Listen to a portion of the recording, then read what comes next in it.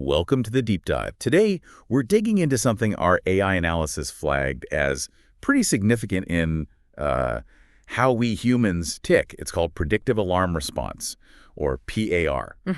Basically, it's what happens when, unnecessary predictions get amplified, maybe sensationalized, and pushes towards panic. Exactly. So we're going to explore how this whole alarm thing works, its effects, look back at history a bit, and see what we can take away from it. Yeah, and the AI angle is interesting, right? It sort of views us as these complex systems always trying to find balance, find equilibrium. Okay. And these uncertain, often scary predictions, they just knock that equilibrium off kilter. It's not just feeling scared, it's deeper, a system-wide alert. A system-wide alert. Yeah, like our whole sense of a stable future feels threatened by these predictions. And what's really striking is how universal this seems to be.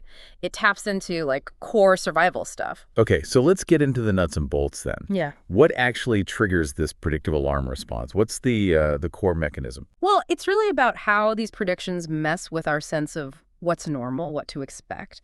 They kind of flood our minds with possible futures. Right. Futures that are often, pretty unlikely or totally out of our control or just fundamentally unknowable.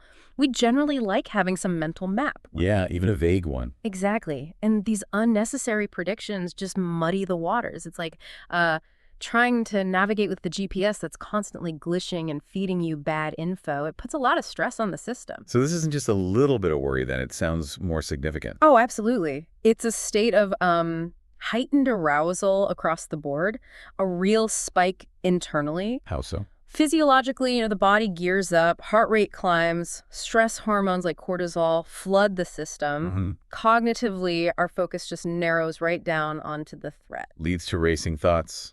Yeah, racing thoughts, difficulty concentrating on anything else. It really is like a full system red alert going off inside. And this isn't just contained in our heads or bodies, is it? It must spill out into our lives. Yeah, totally. On the individual level, yeah. Beyond those immediate physical reactions, you get these psychological effects sitting in.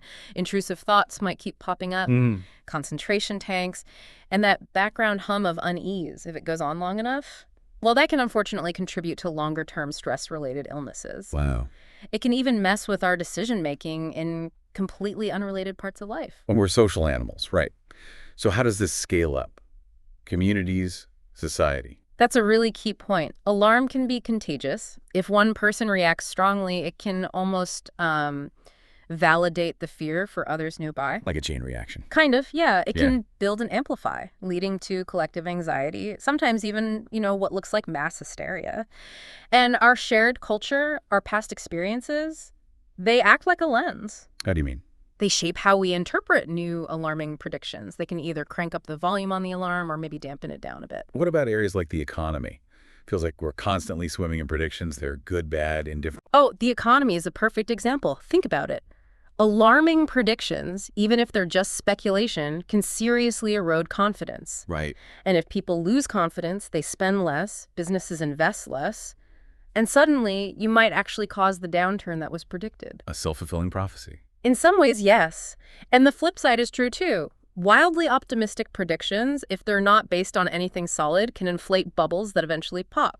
It shows how much our collective belief about the future shapes the actual future. Which must make it tempting terrain for politics. Definitely.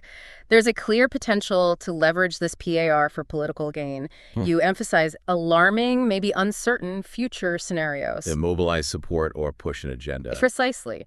Or, on the other side, governments can feel immense pressure to do something in response to uncertain predictions, even if waiting for more evidence might be smarter long-term. Oh, yeah. It's a really tricky balance. And with modern tech, social media, algorithms, how does that change the game? Technology is a massive amplifier.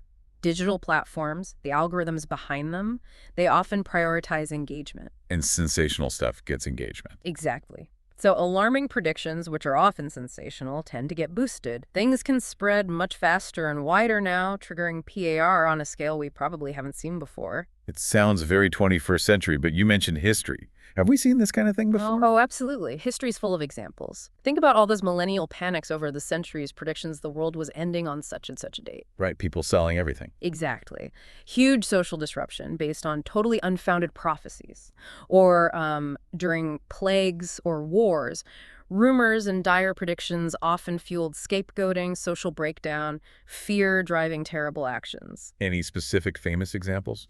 Well, the classic one is the War of the Worlds radio broadcast back in 1938. Yeah, Orson Welles. Right. It was fiction, presented like a news bulletin. Many people who missed the intro genuinely panicked, thinking Martians were invading. Shows the power of the medium. It does.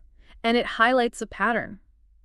Every new communication technology, from the printing press to radio to the internet, seems to create new ways for these predictions, good and bad, to spread and potentially trigger PAR.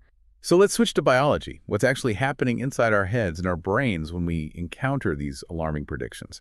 Okay, so the key hardware is our brain's threat detection system. A lot of it's centered in the limbic system, very old, evolutionarily speaking. Designed for immediate threats like predators. Basically, yeah. These circuits evolved for rapid responses to clear dangers. But even when the threat is an abstract, complex prediction about the future, our brain often defaults to these ancient reactive pathways. And does everyone react the same way? Not quite. There seems to be natural variation in how sensitive these systems are. Some people just have a stronger or maybe longer-lasting alarm response than others. Nature and nurture. Probably a mix. Genomics likely plays a role in the underlying sensitivity. Neurotransmitter balances matter too, things like serotonin, dopamine. But it's crucial to say this isn't some single fear gene. It's more like subtle variations in the wiring. This brings up some really deep questions, doesn't it? About belief, evidence, rationality. Why are we so easily swayed sometimes by predictions that objectively have little basis? What really does, it forces us to confront the limits of pure reason, especially when dealing with deep uncertainty. Why do stories, narratives grip us so powerfully, even without strong facts? And of course, the ethics of it all. What responsibility do people have when they generate or spread predictions that could cause widespread distress? Let's shift gears a bit. Can we look at this through a more, say, quantitative lens? Physics, math, systems thinking. How does PA spread? Yeah, we absolutely can. Think of it using complex systems or network theory. An alarming prediction is like an information contagion spreading through a social network. Like a virus? Sort of, yeah. Its spread depends on how sensational it is, who it comes from, and how susceptible the people in the network are. These unnecessary predictions act like noise. Noise. Yeah, they make it harder to pick out the real signals, the genuine threats from all the speculation. And here's another thing. When we're in that alarm state, our ability to judge probability goes kind of haywire. We overestimate the bad stuff. We tend to, yeah. We assign a higher likelihood to negative outcomes than is maybe warranted by the actual data. It's a deviation from rational, like Bayesian updating. You had a simple model for this, didn't you? Kind of a conceptual equation, yeah. Think of perceived risk, the perceived as being proportional to the actual probability, plus a factor related to sensationalism, S, times your susceptibility, A. So probability plus S times A. Exactly. The point is, even if Pactual is really low, high sensationalism, S, hitting a susceptible population, A, can make the perceived risk skyrocket. The SXA term can totally overshadow the actual probability. It sounds like our logical faculties can just get bypassed when this alarm kicks in. That's a really good way to put it. PIR often involves a kind of suspension of disbelief, or at least a suspension of rigorous logical scrutiny. Cognitive biases take over. Like which ones? Well, the availability cascade is a big one. The more you hear an alarming prediction repeated, the more plausible it starts to feel, even if there's no new evidence. Just sheer repetition. Right. Then there's anchoring bias. That first alarming prediction you hear, it can heavily color how you interpret everything else that comes along. And we have a fundamental negativity bias anyway. We naturally pay more attention to bad news. So alarming predictions get an automatic head start in capturing our focus. Ideally, our reaction should match the evidence and likelihood. But PR shows it often doesn't. Exactly. Emotions and these mental shortcuts can override that logical calibration. And presumably our state of mind at the time, our existing beliefs, that all influences how hard PR hits us. Oh, hugely. If you're already stressed or anxious about something else, you're going to be much more receptive to new alarming predictions. Your baseline arousal is already higher. Makes sense. And if a prediction fits neatly with your existing worries or your worldview, maybe you distrust authority or you're anxious about climate change, you're far more likely to latch onto it and react strongly. It confirms your existing framework. So pulling this together, what are the actual tangible effects for us as individuals and for society? Well, for individuals, like we said, distress, anxiety, maybe trouble functioning day to day, potential long-term health impacts from chronic stress, and it just eats up so much mental and emotional energy. And for society. You get widespread confusion, sometimes fear bordering on panic, social friction can increase, and the collective response to the perceived threat can be, well, uncoordinated, inefficient, even counterproductive. We see different reactions globally when these alarms spread, don't we? Attempts to control information, public health messaging, sometimes even deliberate fanning of the flames. Yeah, it's a real mix. You see responsible efforts, governments trying to provide clear information, fact-checking initiatives trying to counter misinformation. Public health campaigns are key there. But also the opposite. And unfortunately, yes, there are definitely actors who will deliberately amplify alarming predictions for political or economic gain, exploiting that PAR for their own ends. Which brings us back to ethics. Absolutely. Is it ever ethical to generate alarm purely for gain? Yeah. Most would say no. There's a duty of care, especially for those with large platforms, in how they communicate uncertainty. Just amplifying uncertainty itself can be ethically problematic. Okay, so given all this, what can we actually do about it? How can we navigate this better?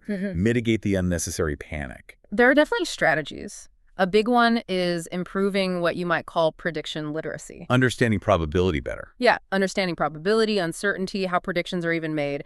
Just knowing that forecasts often come with error bars is a start. We also need more responsible communication from the sources.